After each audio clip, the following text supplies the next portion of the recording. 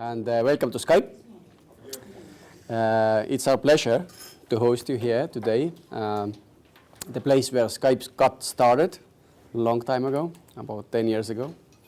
And with me today I have Renat Vafin, and Anna Piperal from Demo Center, Estonia. My name is Tiit Paananen. I'm a site leader for Skype Estonia here. And I also have a day job, which is that I coordinate engineering, learning, and development for Skype across all the world, basically, globally. We onboard people, we train them, and then we make them talk to each other within the internal communities, and that's my job. So we have planned the event so that I'll give you a short introduction about Skype, and then Renat will take over and go a little bit into details, and then Anna will finish off with a Demo Center presentation, which we decided to combine here so you wouldn't have to move around too much, so you can stay at Skype. And of course, later on, we can have a walk through the offices, see how we work and how Skype looks like from inside out. Let's kick it off. I assume you guys know each other. Yes, that's good. So we can take questions in the meanwhile or later. It's up to you. You can interrupt me if you like. I've prepared a little presentation about Skype, so I'll kick it off. I believe you are science journalists, right? Yeah. So I really envy your job because you can actually write this stuff. And this is the quote from this morning news, where Voyager found that at the edge of our solar system, things are not the way we assumed them to be. And this is really exciting. So I must assume that you guys have those wow moments every day when you write about science, right? But let's get to Skype. This is our vision. It is something that has been there for a few years already, and vision really tries to encapsulate the opportunity as well. And the opportunity today is that we can reach millions of people, but we think that deep and rich conversations are part of everyone's life every day.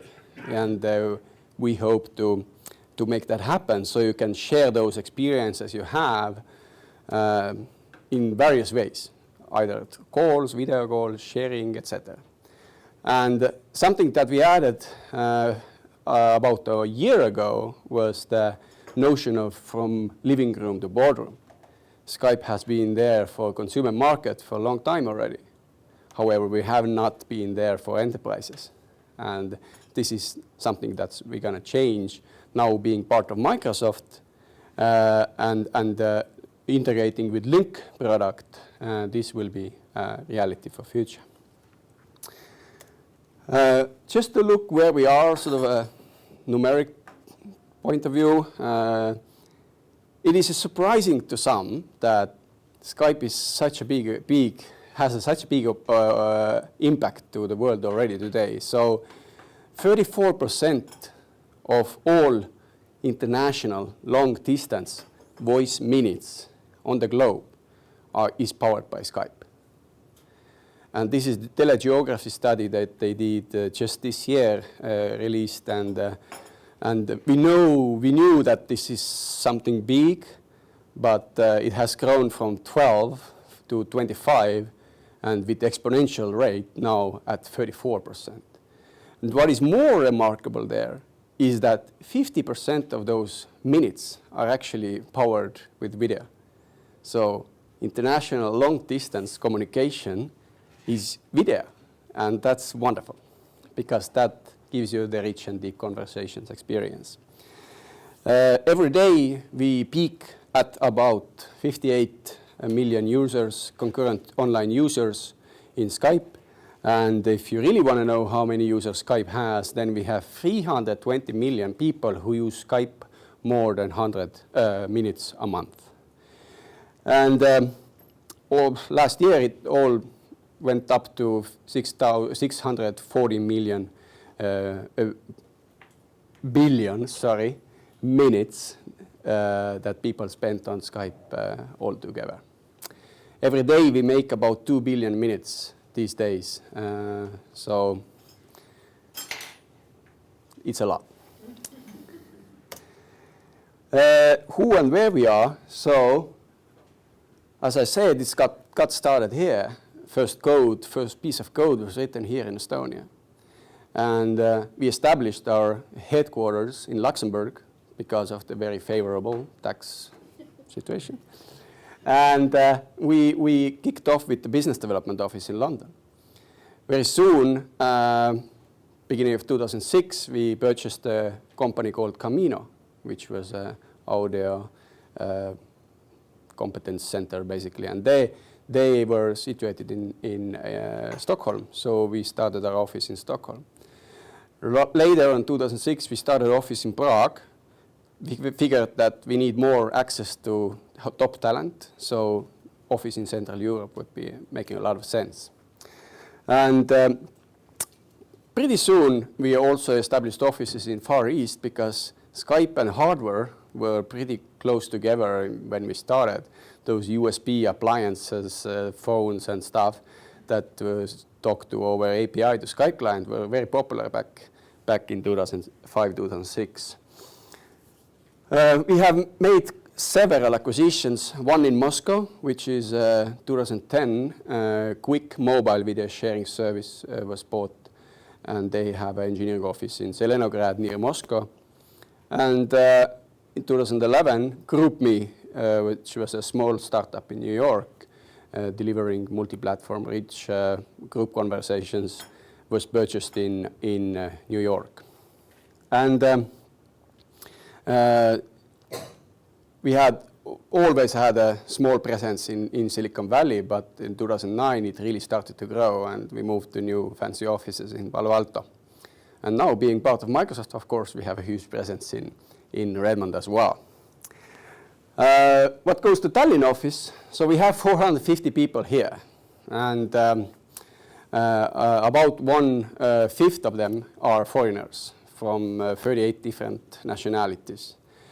And male-female ratio is, well, it's not ideal, but it's 80-20. But very few female engineers, unfortunately. Out of Microsoft, of course, Skype now being over 2,000 people is a small fraction out of that 96,000 employees that Microsoft has today. These are the countries and what goes to Estonian foreign workforce. So we have people from neighboring countries, but we also have a lot of exotic places where people are coming from. This is because Skype has always been hiring top talent with some industry experience already, which means that we really have been hiring globally and trying to attract people here from different places. About 40% of the people actually are hired through the networks still to this date.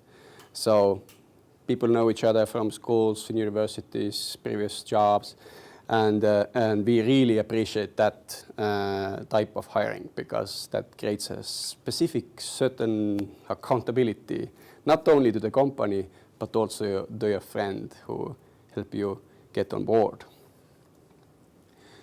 About universities, we actually are located very near to Tallinn Technical University campus right there. So about 1/3 of people actually come from that university. And we have another big university in Tartu, 180 kilometers south from here. And we have an IT college also located near this office. Altogether, well over 100 schools are represented today in Tallinn. If you go now back to the beginning again, then I think Skype.com got registered as a domain name somewhere in April 2003, and August 2003 Skype was launched, first version, and huge viral growth immediately, basically. And it only took 2 years for eBay to realize that Skype is something that they must acquire. Wonderful value generation event, of course, for investors. And we moved into this building about a year later, 2006. We used to be situated nearby here in the Cybernetics Institute before. eBay really didn't know what exactly to do with Skype. We tried different things, but there was a moment where they just decided to sell 65% of Skype to consortium led by Silver Lake Partners, heavyweight private equity guys who took this diamond and polished it really well, so that after 2 years they sold Skype to Microsoft for $8.5 billion. Like I said, some of the metrics that really are important here is the share of the minutes, voice minutes all over the world. But also in the beginning, we were just a small but disruptive piece of software that you could download and use that for communication. So we measured our success in the beginning as a number of downloads. So that changed a little bit later. And the last point on this slide is that if somebody would have told me that back in 2005 when I joined that Skype and Messenger will be one day, I wouldn't believe him. But this is exactly what happened this year, where Messenger users are migrated to Skype. So just to do a short demonstration, why it's such a big deal, actually. So I played 2 samples here, which show how world used to be and where it has gone in terms of audio. So we all remember these long conference calls, we're calling into the phone breaches, and the experience sounds like this. To administer medicine to animals is frequently a very difficult matter. In the course of a December tour in Yorkshire. So quite narrow band experience, hard to listen, not very intelligent, intelligibility is low, and it's quite tiring to listen that for hours and hours. But today, to administer medicine to animals is frequently a very difficult matter. In the course of a December tour in Yorkshire, it's a wide band experience. It's basically the feeling that the person is in the same room. All the accents, all the different languages sound, of course, much, much better here. And it's not tiring, and you can listen for longer. You understand more. You understand actually who is speaking, for example. So huge, huge advancement. And I think all communications should be at that quality in future as well. So video had its own evolution, and this is of course heavily dependent on the camera capability and the computers and bandwidth, etc. But today you can have a full HD picture transfer. You need of course proper hardware, you need the bandwidth, you need a good camera, but you can do it. And it is such a wonderful experience if you really see all the range of emotions that another person has when you're talking to them, and that's fantastic. If you ask me how Skype works, I give you a non-technical part, but part which is still crucial in all organizations, like how software is made. And I would say that before 2009, 2010, we were this organization where we had like, those projects going on, a lot of project managers running around, begging resources from different teams, trying to pull it together, estimate, blah, blah, blah. But it was a chaos, actually. It really didn't give us a competitive edge in terms of the speed and the quality that need to be built into software. So we decided that we need cross-functional product teams that have testing, development, design, product management, product marketing, site operations within the one team. And it's autonomous. It works on the backlog that is ordered based on the return on investment. So you can quickly shift your focus if it's needed. You can respond to users' needs quicker, and you can fix stuff if it goes out broken very fast manner. We have two types of product teams, all in total about 70, 80 teams these days. One type of teams are the ones who you can actually touch, sort of, if you download the client or log into a web page. These are the external product teams. And then we have internal product teams that either maintain some service or provide a component that is used to build up the external product, like database team or audio engine, audio team, etc. Right. And the very last thing here is the cultural pillars, and this is the framework that is there for every employee to align their activities, actions, if they don't know what to do. So we have decided that we are a product engineering-led company. Product engineering and the software development function is the most important function.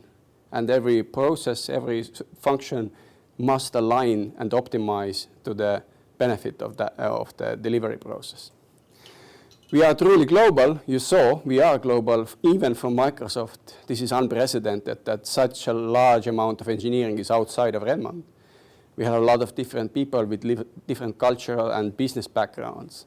So we must take it into account in everyday work. We have an office in Moscow and Palo Alto. Difference is 12 hours. But they have to find a way how to work together. We solve for a dynamic world is something that you cannot accept the attitude that something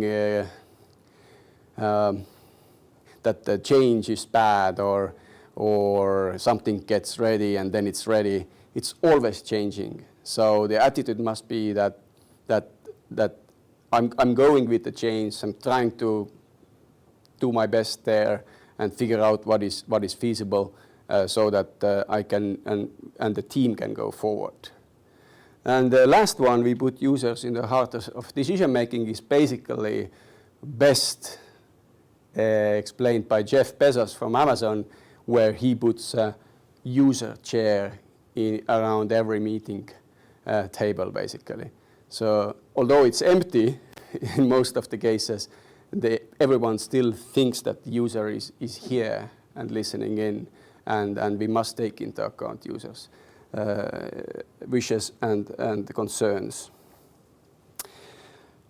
I will leave you with something that I'm specifically proud of for Skype in Estonia. So last year we launched an initiative called IT Academy, powered by Skype. And this is a